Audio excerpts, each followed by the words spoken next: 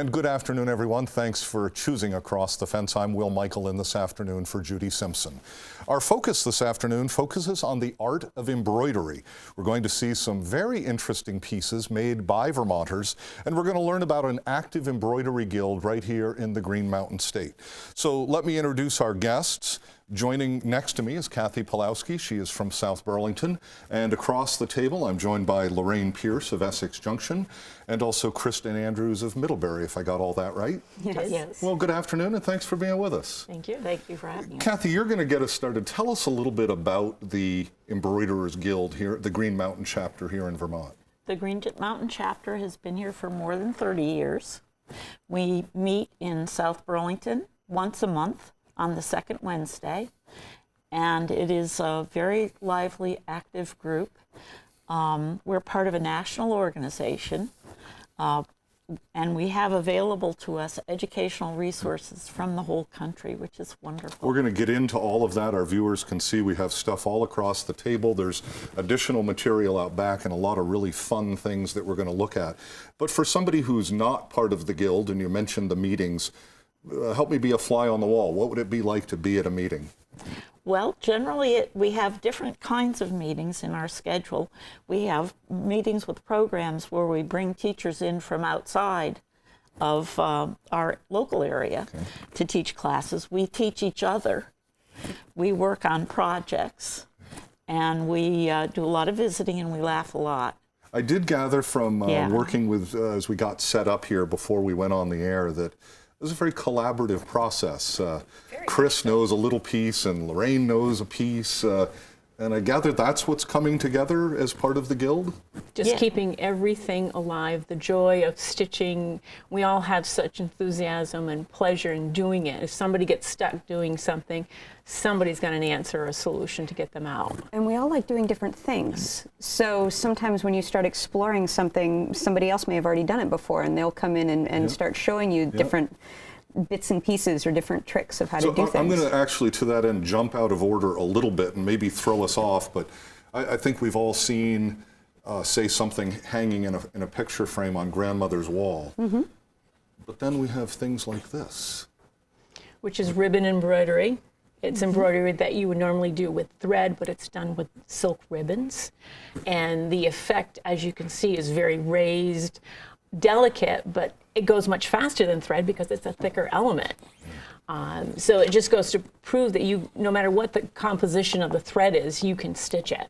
And just using another example, maybe you could tell us a little bit about something like this. Kathy actually did that as a course at a national seminar. It's a counted thread is the style of the stitching, but it's a three-dimensional piece that's built. And I wanted to learn how to make my stitching into something. Well, as I said, I jumped ahead a little bit because maybe, Chris, if you could hold that one up, I don't want to say that it's maybe traditional. I'm not sure if that's the right word, but that is, just hold that right up there for us for just a sec. Okay.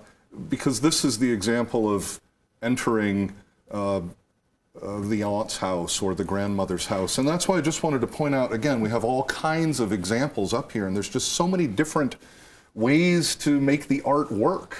Whether it's done with metallic threads or areas where you have actually cut the stitching away. I'm just going to hold that up to so give that it the open look. Our director, Nick Hargrave, can show our audience what that piece looks like. And as we're seeing this, Lorraine, again, what was this example right in here? That's called Hardanger, and it's named after a location in Norway, Hardanger Fjord.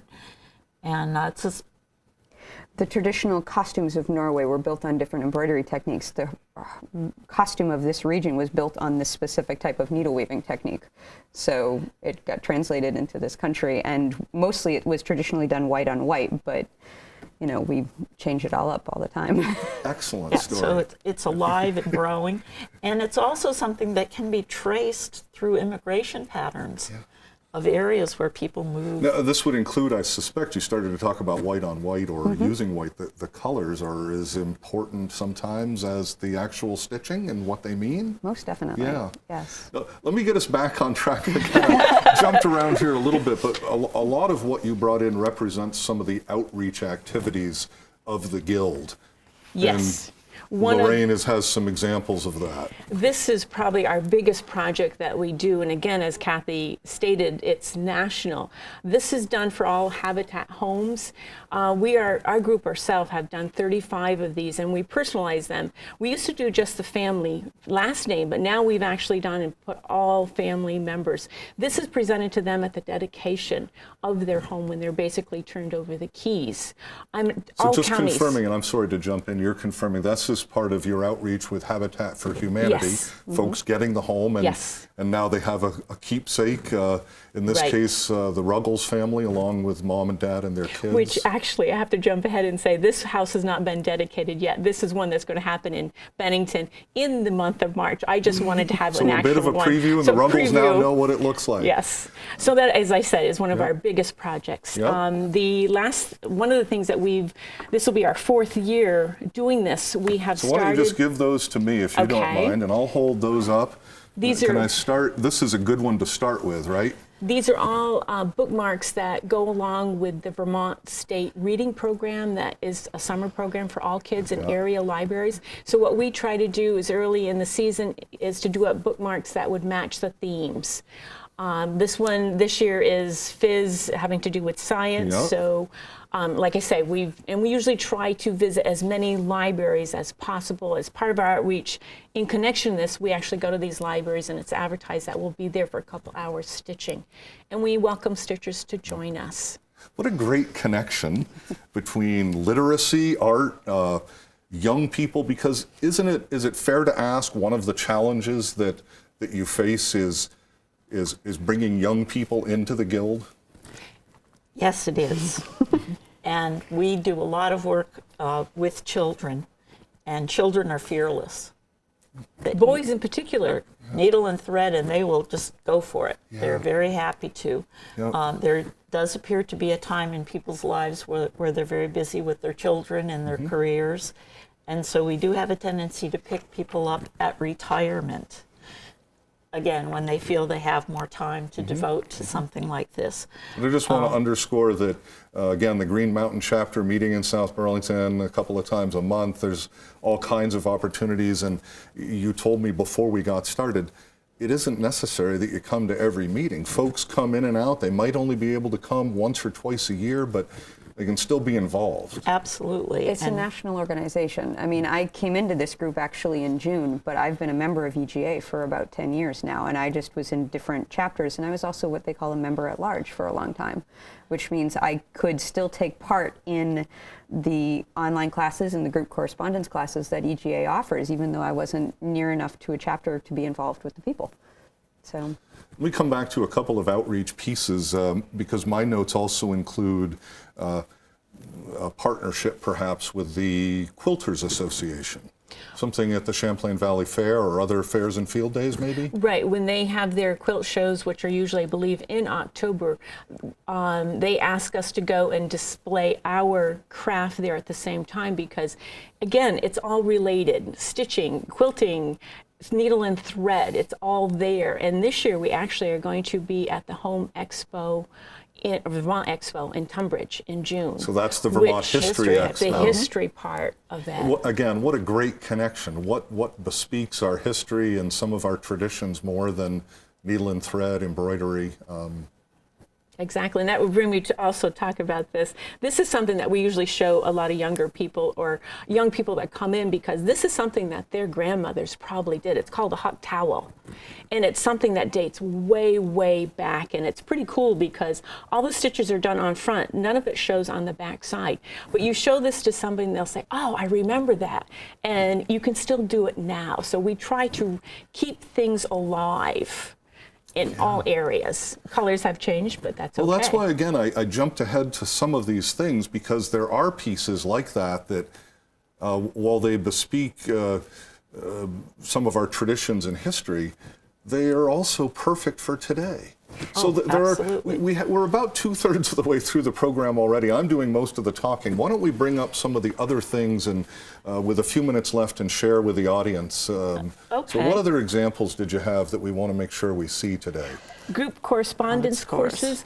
That is something, again, that's presented, and this was an example of, there might have been 6 to 8 of us that did this, but as you can see, they all came out totally different. Everybody did a different thing. And you say correspondence, they have a real meaning if you open those up. Yeah. Well, correspondence meaning that it's all done satellite, and your teacher gets to see them, and she'll grade you on them And after. gives you feedback. Yeah. So this So is, for instance, in yours, there's, just hold that up a little bit, we can see my garden. I love gardening. Yep. This was my daughter and I both got a chance to wear our gowns together. So a This very is fabric. personal expression in all of the books that, So that was crazy quilting. And so we learned crazy quilting. We learned transferring photographs onto fabrics, choosing designs, choosing colors. Whose is this? That's Diana's. This is Diana's? Okay. Yes, and she did around the world. She did around the world. Okay. So there's another example, Lorraine. This one I think is a real good example because this is something, it was very fun to do it. I probably would not do it again, but that's what EGA gives you. It gives you the experience of trying something. And you can say that you did it, and whether you choose to do it again is up to you, but it's all done with metallic threads, which are difficult to work with, but it was fun. Crewel embroidery, that's something that you'll see lots around that stood the test of time. And again, these were both examples of correspondence courses that are shipped back to the teacher. She talks about how you did your stitches, and it's just very, very rewarding. Now you said that there was some challenges with, because this was a metallic strips or threads, metallic threads, and they fray, and you have to be very careful how you work with them. So one of the things we talked about at the beginning was that idea that you can bounce ideas off of people. Yes. So while there were challenges, were there other members of the guild that you're able to draw support, or now you can help them? Exactly, like, you know, just the simple thing of working with shorter lengths of thread. You're not passing it through the fabric and wearing it. Another cool thing that we did is to experiment. These are all threads that we ourselves dyed. And, you know, then some wild fabrics that you can make just hand dyeing. I mean, and that's something that you can't buy like that because it was done by us. And then you translate that into fabrics. So and then this piece is done with my hand-dyed threads. So I'm just going to hold that up. Kathy, this is something that you did? Yes. With those hand-dyed threads. Now, we've talked a little bit, I've given a couple different examples. Even put your name right in there, very neat. What's the goal locally? What's the mission or goal of the Guild then here locally in Vermont? To preserve and appreciate the needlework skills as an art form and as history, and to address the issue of high standards of work. The flip side of that is everybody is a beginner at some technique. We all have special things that we love, but everybody is not as good at everything as everybody else, so we're all learners, and we welcome beginners. Well, I think that was one of, when you and I first spoke on the phone in setting up this program, I think that was one of my goals, was maybe somebody would take a chance as a beginner and decide to make a call and spend some time with you guys. So there is a website, again, with a couple of minutes left, and Kathy, you can share that with us. How can viewers get more information about the Guild? They can go to the website, egausa.org. Okay. And there's a place that you can find your local chapter or find out how to become a cyber stitcher or a member at large is all there. And you can contact the local chapter, and we will tell you where we're meeting and when, and welcome you into the fold. Everyone is welcome to come to one complimentary meeting. Well, it's, again, just a great way to get started. And I hope this program served as introduction. I do feel badly we didn't get to a number of things, but maybe that piques the viewers' interest a little bit more, and they'll follow the website and get in touch with you guys. I want to thank all three of you for being with us, and to the other Guild members, thanks to them as well, a lot of their work, and just a real pleasure to have you with us. Thank you. Thank you. We do know you have choices, so thanks for choosing us. I'm Will Michael, inviting you to join us each weekday afternoon for another visit across the fence.